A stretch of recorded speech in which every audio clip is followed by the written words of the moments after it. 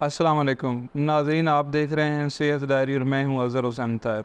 नाज़रीन, मैं आज आपको जिगर की बीमारियों से मुतल्लिका मालूमात देना चाह रहा था, लेकिन उससे पहले मैंने सोचा कि मैं आपको जो हमारा जिगर है, जिसको अगर हम सही समझें तो वो हमारा जिगरी यार है और वो हमारा बहुत ज़्यादा ख्याल रखता है।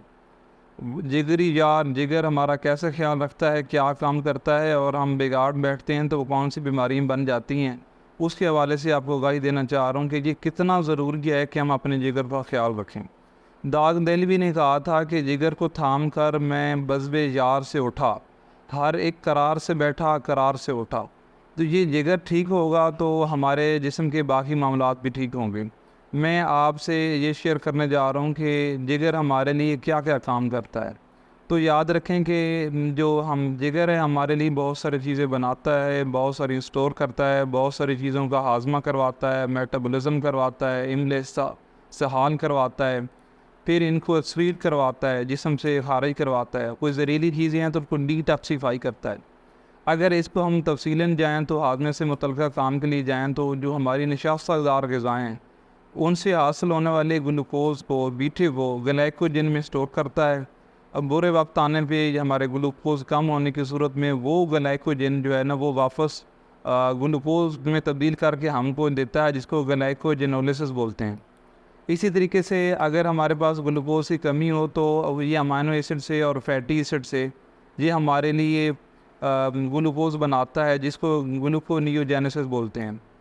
बहुत सारे काम करता है। इसके अलावा हमारे लिए ये चीज़ें बनाता है। बनाने वाली चीज़ों में ये है कि बहुत सारी प्रोटीन्स बनाता है, एल्बुमिन प्रोटीन है और बाकी फैक्टर्स हैं, प्रोटीन फैक्टर हैं, खून जमाने वाली चीज़ें हैं, वो हमारे लिए बनाता है। हमारा जो खून एक ही बहुत ज़्यादा तादाद है जो हमारे मैदा और अंतड़ियों से गुज़र कर जिगर में जाती है, उसकी इस्लाह करता है, उसका मेटाबॉलिज्म करता है, उसको प्रोसेस करता है। बहुत ज़्यादा बहस होती है, बाज़ औक़ात कुछ अताई लोग ये कह देते हैं कि जिगर खून नहीं बना रहा और फिर डॉक्टर हज़रात उसको पकड़ लेते हैं कि जिगर तो खून बनाता नहीं है। ये इस बहस में पड़ते हैं और मरीज़ को बहुत नुकसान होता है। ये बहस जारी रहनी चाहिए, कोई अब इख्तलाफ करता रहे, लेकिन जिगर का हमारे लिए अहम होना, ये इससे इख्तलाफ नहीं होना चाहिए। कोई हकीम हो या कोई डॉक्टर हो, तिब के नज़दीक ये है कि जो हमारे खून के अज्जा हैं वो बन के जब हमारे जिगर में से गुजरते हैं तो उसकी इस्लाह होती है, उसके अज्जा की इस्लाह होती है। उसको इंग्लिश में हम प्रोसेस का लफ्ज़ बोल लेते हैं। तो इतनी सारी बात है तिब के नज़दीक। ये नहीं है कि सारे अज्जा यहीं से बनते हैं। वो खून के अज्जा हमारी हड्डी की गोदे में बन रहे होते हैं और मैच्योर हो रहे होते हैं और टूट फूट के शिकार हो रहे होते हैं। इसी तरीके से जो हमारी कार्बोहाइड्रेट ग़िज़ाएँ, निशास्तदार ग़िज़ाएँ, प्रोटीन है और फैट्स हैं। अगर हम प्रोटीन की बात करें तो ये जो प्रोटीन की आउटकम है, जो हम गोश्त वगैरह खाते हैं, दालें खाते हैं, उसको तोड़ फोड़ करके फिर फर्दर जो चीज़ें बनाता है वो खून के हवाले करता है और खून फिर गुर्दे से सब निकालता है। इस वजह से जो अतबा कराम है उन्होंने ये लिखा है कि जो जिगर में चीज़ आए वो प्रोसेस होकर गुर्दों की तरफ हम साफ़ करने को भेजते हैं और वो निकल जाते हैं। इसलिए हकीम कहते हैं कि जो गुर्दे हैं वो जिगर के खादिम ऑर्गन हैं, वो जिगर के खादिम उज़्व हैं, उनका काम, और वो मिल के जिगर और गुर्दे मिल के गुद्दे नाकला का काम करते हैं। गुद ग्लैंड्स को कहते हैं और जो हमारा लिवर है ये बहुत बड़ा ग्लैंड है और गुद्दे नाखला ये चीज़ों को एक्सक्रीट करता है। और इसी तरीके से ये हमारा जिगर जो है ना वो चीज़ों को साफ़ करता है, डिटॉक्सिफाई करता है। केमिकल का वाली ग़िज़ाएँ हम लेते हैं, दवाएँ लेते हैं, शराब पीते हैं, एक्सपायर अद्वियात ले लेते हैं, बाकी चीज़ें उनको डिटॉक्सिफाई करता है। मिनरल्स हैं, आयरन है, विटामिन्स हैं, बहुत सारी चीज़ों को स्टोर करता है, वो भी हमारे पास होते हैं। तो एक वक्त में 1.6 लीटर खून वो भी जिगर के हवाले हो रहा होता है, वो जिगर को साफ़ करता है। साफ़ करने से मुराद उनकी इस्लाह होती है। तो जिगर जो जिन चीज़ों की इस्लाह करके दे रहा है, अगर वो इस्लाह ठीक तरीके से होती रहे तो हम सेहतमंद हैं, अगर वो ठीक तरीके से नहीं होती तो हम बीमार हैं। ये सारी चीज़ें बताने का मकसद ये है कि अगर जिगर के कामों को हम अपने ज़हनों से निकाल दें कि जिगर जो है ना वो हमारे लिए कुछ नहीं कर रहा, तो फिर ये आप समझें कि हम कबाड़ा होना शुरू कर हो जाते हैं और हमारे बहुत सारे निज़ाम दुरुस्त नहीं चलते। अगर जिगर बीमार होगा तो हमारा खून सही नहीं होगा, और अगर हमारा खून सही नहीं होगा तो हम तो बिल्कुल भी ठीक नहीं होंगे। इसी तरीके से अगर इस चीज़ को देखा जाए कि जो चर्बी वाली चीज़ें हैं वो अगर जिगर हाजमे में मदद करवाता है, सफ़रा पैदा करता है कि जिगर अपने अंदर बाइल सफ़रा ये पैदा करके वो पित्ते को देता है, उसमें स्टोर होता है। जब चिकनाई वाली चीज़ों को हज़म करने की बारी आती है, आंतड़ी के ऊपर वो कतरा कतरा करके पित्ता गिराता है और इस तरह से चीज़ें हज़म हो जाती हैं। अगर जिगर सही सफ़रा ना पैदा करे और हमारे पित्ता बंद हो जाए, जो उसमें पथरी हो या आंतड़ी तक ना पहुंच सके, तब भी हमारा निज़ाम दुरुस्त नहीं रहता। मतलब ये है कि जो आम बंदा हर वक्त ये समझता है कि मेरा मैदा कमज़ोर है, मैदा कमज़ोर है, मैंने मेप्रोज़ोल खाने, मैदे वाले कैप्सूल चाहिए। तो उनको पता होना चाहिए कि हाज़मे में किरदार सिर्फ मैदे का नहीं है, आंतड़ियों का भी है और हमारे जिगर का भी बहुत बड़ा किरदार है। नशास्तदार ग़िज़ाएँ हैं या हमारी प्रोटीन वाली ग़िज़ाएँ हैं या हमारी चर्बी वाली चीज़ें हैं, ये सारी चीज़ों का बहुत ख़्याल रखना ज़रूरी है। इन सारी चीज़ों को बताने का मकसद ये है कि आप अपने जिगर को जिगरी यार समझें। हम इसको ख़राब कैसे करते हैं और ये फिर मसले क्या बनते हैं और उनकी तरकीब क्या होती है। आंतड़ी की और जिगर की सोजिश से मामला शुरू होता है।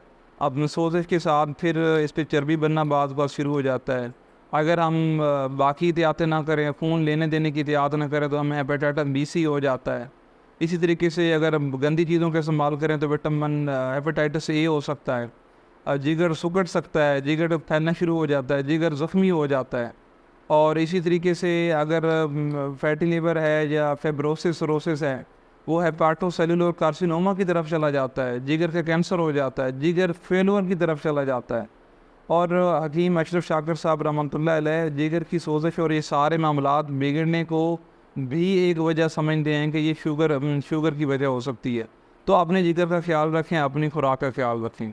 ख़राब कैसे होता है कि हम जो चीज़ नज़र आती है, जो हमारे मन को अच्छी लगती है, जिस पे दिल दस्तखत करता है, उठा के मुंह में डालते हैं, हवाला मैदा करते हैं और फिर वो सारा प्रोसेस होकर जिगर से होता है और जिगर हमारा ज़ख्मी, बीमार, लाचार हो जाता है। अपने जिगर को ज़ख्मी, लाचार ना करें। और जो हकीम साहिबान कह रहे होते हैं ये चीज़ें गर्म हैं, वो चीज़ें जो लीवर का प्रोसेस और मेटाबॉलिज्म और इसकी वर्किंग को तेज़ करता है। जिगर कमो बेश 400 से ज़्यादा काम कर रहा होता है, हम उस पर और बर्डन डाल देते हैं, जिगर ज़्यादा काम करना शुरू कर देता है। इसी चीज़ को कहते हैं कि ये चीज़ गर्म है। अगर ऐसी चीज़ें जो जिगर का प्रोसेस काम बढ़ाएँ और उनका डिटॉक्सिफिकेशन वाला काम रोकें, तो इसको तिब्बी ज़बान में गर्म खुश्क माना जाता है कि ये चीज़ें गर्मी भी पैदा कर रही हैं और गर्मी रोक भी रही हैं। अगर वो जिगर का प्रोसेस तेज़ करें और साथ डिटॉक्सिफिकेशन कुछ ना कुछ चलती रहे, तो इसको गर्म तर बोलते हैं। ये मैंने आपको कुछ बीमारी बताई हैं, लेकिन इसकी वजह क्या है? हमारी जंक फूड है, हमारी फास्ट फूड है, हमारा प्रोटीन, कार्बोहाइड्रेट, चिकनाई है। ये हमारी लाइफस्टाइल से, उठने बैठने से, जितनी हमारे आदमी की कैपेसिटी उससे हम ज़्यादा खाते हैं, वर्जिश नहीं करते और खाए पे खाते हैं। जिगर को हम टाइम नहीं देते, ऐसी चीज़ें नहीं देते, फाइबर वाली ग़िज़ाएँ नहीं देते, ठंडी चीज़ें नहीं देते, सब्ज़ियों को इस्तेमाल नहीं करते कि जो हेपाटो प्रोटेक्टिव का काम करें, जो ठंडा होना का काम करें, जो लिवर को ठंडा रखें, इस भट्टी को मज़ीद भड़काएँ ना। ऐसी चीज़ों का हम इस्तेमाल कम करते हैं और ये बीमारियाँ बढ़ती चली जाती हैं। इसलिए जंक फूड, मीठा, चीनी, गुड़, शक्कर, बड़ा गोश्त और ऐसी चीज़ों के लिए इसको धड़ चाय, इसका इस्तेमाल धड़ ना करें, कंट्रोल करें। अपने जिगरी यार का ख्याल रखें।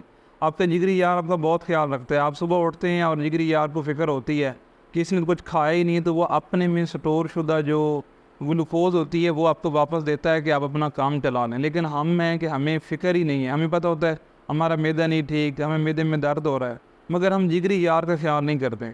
जिगर को समझें, जिगरी यार को समझें और इसका ख्याल रखें।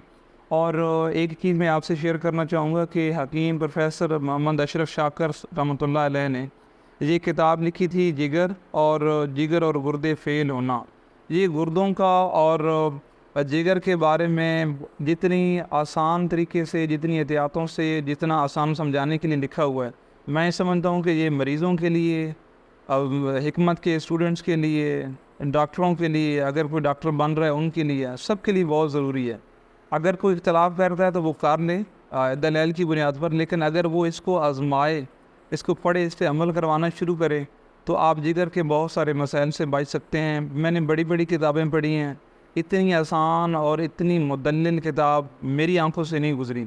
अगर आपकी आंखों से गुज़री है तो भले आप पढ़ें, लेकिन मेरा मशवरा है इसको ज़रूर पढ़ें।